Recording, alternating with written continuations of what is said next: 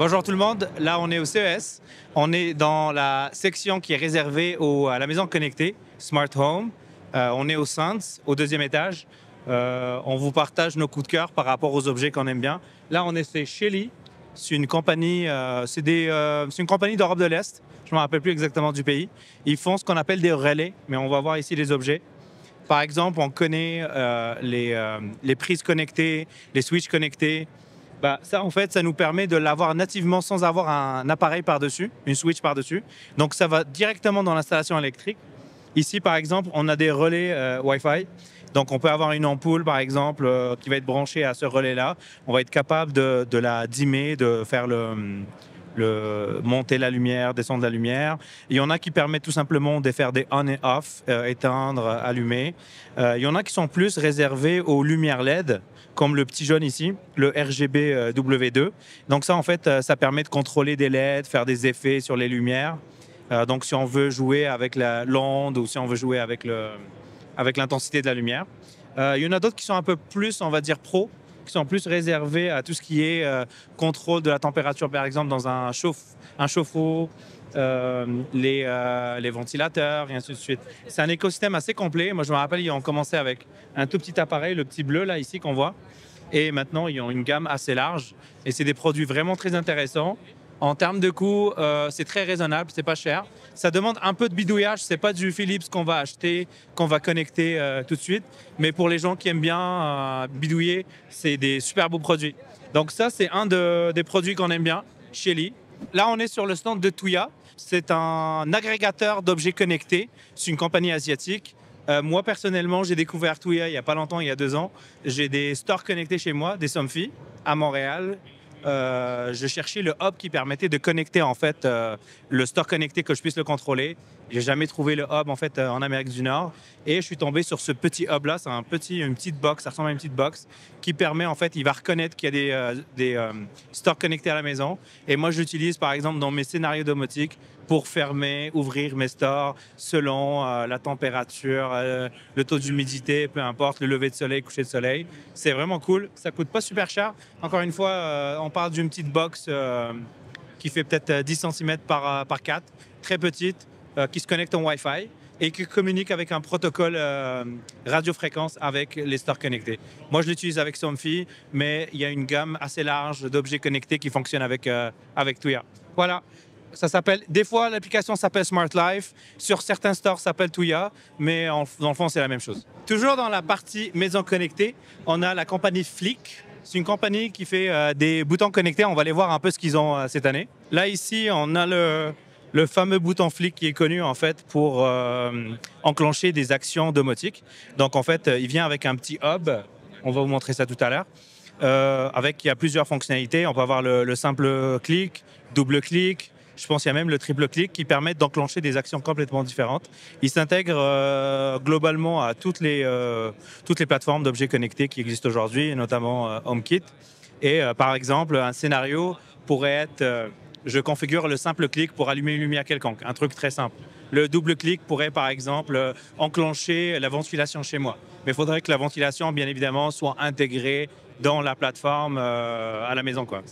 Là, cette année, ils ont sorti un nouveau type de bouton qu'on va voir ici. C'est un bouton avec l'option pour dimmer, pour, dans le fond, monter la luminosité, descendre la luminosité, avec quelques fonctionnalités de clic aussi. Là, il y a des boutons. Donc là, ici, on a le... Donc en fait, avec un petit toucher comme ça, on voit que la luminosité monte, descend et ainsi de suite, avec encore une fois la fonctionnalité bouton. Et donc on peut contrôler encore une fois des ampoules, on peut contrôler n'importe quel objet connecté. On définit le scénario. Donc ça, c'est un enclencheur d'une action. L'action pourrait être par exemple allumer une lumière, pourrait être prendre des images sur la caméra de surveillance, lancer l'enregistrement, lancer la télé, dépendamment de ce qu'il y a dans l'écosystème. C'est des beaux petits produits. C'est une compagnie d'Europe du Nord, suédoise, voilà. L'objet est quand même super beau. Les micros sont très petits. Ils viennent dans plusieurs coloris. Je ne sais pas si on l'a mentionné, ça vient avec un petit hub, très très petit. Il y a 2 sortes de hubs. Il y en a un qui se connecte au Ethernet et au Wi-Fi, ou il y a un tout petit qui se connecte seulement au Wi-Fi, qui permet justement de faire la communication entre l'appareil en soi et les services cloud de la compagnie Flick. Là, on est sur le stand de Aqara. C'est une compagnie asiatique qui font des objets connectés. Là, ça, c'est un des sensors les plus incroyables que je connais sur le marché. C'est un sensor de présence, détecteur de présence. Mais en gros, il est capable de détecter beaucoup de choses. Le sensor, il permet de faire un mapping d'une pièce quelconque. Donc, on peut lui dire, ça c'est la délimitation de la pièce. Il va détecter tous les objets qui sont à l'intérieur de la pièce. En gros, il va savoir, il y a une chaise, il y a un comptoir. Et dès qu'il y a de la modification par rapport à ce mapping-là, le sensor va être capable de détecter qu'il y a quelqu'un qui est entré, quelqu'un qui est sorti, quelqu'un qui est tombé, quelqu'un est en train de dormir. Et là, dernièrement, ils ont ajouté un détecteur de qualité de sommeil. Il est capable de savoir en fait si la personne a un bon sommeil ou pas. Donc, c'est des ondes en fait très très sensibles. C'est des sensors très très sensibles. Et cet objet-là, aujourd'hui, il coûte à peu près $100. Il est souvent en rupture de stock.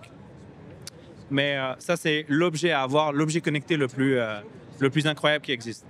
Donc, Aqara, ça s'appelle le FP2. C'est la deuxième itération. Petit. Il y a une façon, genre, c'est magnétique en fait. Il se colle là-dessus. Il peut être vissé sur le mur aussi. C'est très design, très beau. En gros, c'est ça, le Aqara FP2. Là, on est dans l'environnement SmartThings, qui fait partie de Samsung. C'est une compagnie affiliée à Samsung, enfin, qui appartient à Samsung. Donc, on va aller voir les objets connectés ou les appareils connectés de chez SmartThings. Là, on a sur le mur une panoplie de produits, de gamme de produits, qu'on voit sur le mur. Donc là, il y a les ampoules connectées, il y a des il y a les partenaires switches connectés. aussi. Donc, tu as tous les partenaires. On a Google Next, on a Aqara, on a Philips Hue, enfin, vraiment ça, c'est tout. tous les partenaires qui ont certifié leur appareil avec l'écosystème SmartThings. Et puis, il faut savoir aussi que l'écosystème SmartThings fonctionne avec HomeKit. Donc, tous ces appareils-là, une fois ajoutés à la plateforme SmartThings, ben, ils sont disponibles. Donc là, ça veut dire que si j'achète ici un petit truc Schlage, c'est un peu bizarre comme nom, Aqara et Honeywell, dans la même application qu'on a à l'écran ici, je vais pouvoir contrôler mes devices Exactement. Une seule application. instantanément, Instantanément. dépendant de la Wi-Fi qu'on a. Après, ça dépend du protocole. Il y en a qui sont contrôlés en Zigbee, il y en a qui sont contrôlés en Wi-Fi, il y en a qui font du Matter. Et l'idée ici, c'est que ces appareils-là ont été certifiés C'est cool. SmartThings. Puis, C'est cool parce que je pense que c'est un peu ce que tout le monde recherche dans la domotique aujourd'hui, c'est d'avoir tout centralisé dans une même application. le petit hic, c'est que ces produits-là sont des produits haut de gamme qui coûtent quand même assez cher. Ouais. Donc, si tu Mais ça regardes existe. Mais ça existe. Par exemple, si on regarde les ampoules, on a du Nanoleaf, on a du Lifix, on a du Philips Hue. C'est pas les produits les moins chers, on va dire. Ouais. Mais ça fonctionne. Au niveau des caméras, là, il y a pas mal de compagnies ici. Tu vois, les Aqara, c'est pas des caméras qui coûtent super cher, mais quand même, je veux dire, il y a Tapo de TP-Link qu'on a vu hier dans le stand. Là, tu vas me dire que je vais pouvoir faire enfin ma maison connectée avec Samsung, genre en mode Iron Man. Mais ça, c'était possible. Après, il faut que tu mettes les moyens pour ça. Ok, c'est bon. T'es prêt à mettre combien, Thomas, sur... Je sais pas. Mais voilà, c'est possible. Et puis, encore une fois, la promesse du protocole, du standard Matter, c'est que pas juste ces appareils-là, parce que ces appareils-là ont été testés, certifiés. L'idée, c'est qu'ils utilisent un seul standard, pas besoin de tout retester. Tu testes contre le standard, si ça fonctionne, ça devrait fonctionner partout. Mais on sait que c'est un peu utopique de penser que ça va arriver jour 1. Mais un jour, c'est ça la prémisse, en fait. C'est que ça se réalise. Donc ça, c'était SmartThings. Il y a une section dédiée juste pour SmartThings à l'intérieur du huge stand de Samsung qui est quand même assez énorme. Et là, on voit qu'ils mettent un peu plus d'investissement sur la maison connectée. Ça devient un élément très, très important pour ces fabricants. Donc voilà, ça, c'était SmartThings. Et puis, on va aller voir d'autres produits.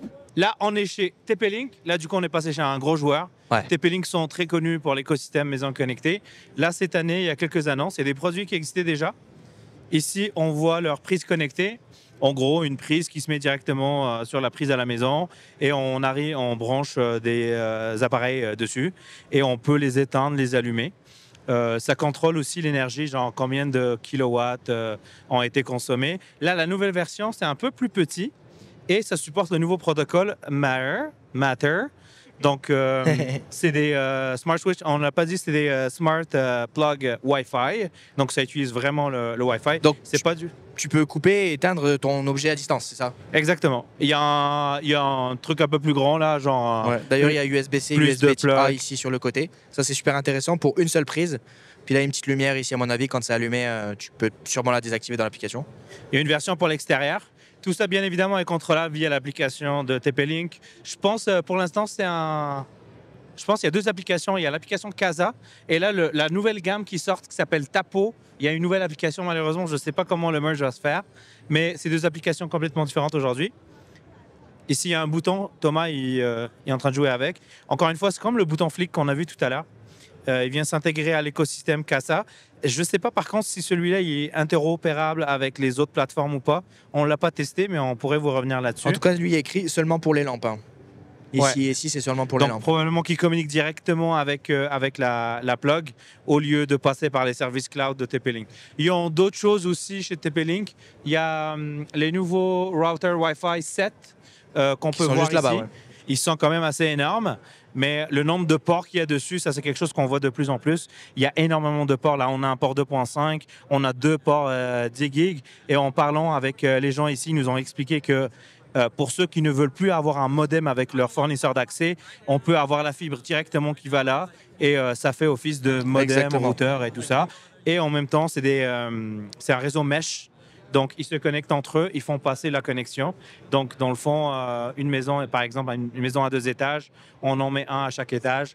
Et en montant en haut, la connexion va bien évidemment switcher d'un réseau à l'autre. Enfin, c'est le même réseau, mais d'un router à l'autre de façon supposée être seamless. Moi, j'ai des produits chez Modeco, Wi-Fi 6 d'ancienne génération, qui marchent super bien. Je suis super satisfait. C'est un très bon rapport qualité-prix. C'est TP-Link, il y a d'autres marques qui font d'autres modèles. C'est vrai que ça fait un moment qu'ils sont implantés déjà sur le marché à ce niveau-là, donc ils sont quand même vachement fiables. Et dans la maison connectée, honnêtement, les prix sont vraiment super bons. Donc voilà. Il y a d'autres gammes qu'on ne connaît pas encore une fois super bien. Ils appellent ça Pro, mais en même temps, il y a moins de ports. C'est pas très clair. Mais ça fait un format un peu plus compact que ceux-là ici. Donc voilà, ça fait le tour un peu de la section réservée ce qu'ils appellent ici le Smart Home, les maisons connectées. Donc on a fait le tour. On vous a partagé nos coups de cœur, les produits qu'on pense qui vont être utiles, qui ont un bon rapport qualité-prix. Et qui fonctionnent bien avec les applications, etc. Voilà. Parce qu'il y en a beaucoup qui sont prioritaires. Là, ça marche bien. Exactement, interopérable avec HomeKit ou d'autres écosystèmes. Il y en a énormément. Ça prendrait des années à regarder toutes les compagnies ici, mais on a essayé de focuser sur celles qui ont des produits qui se démarquent des autres. Voilà.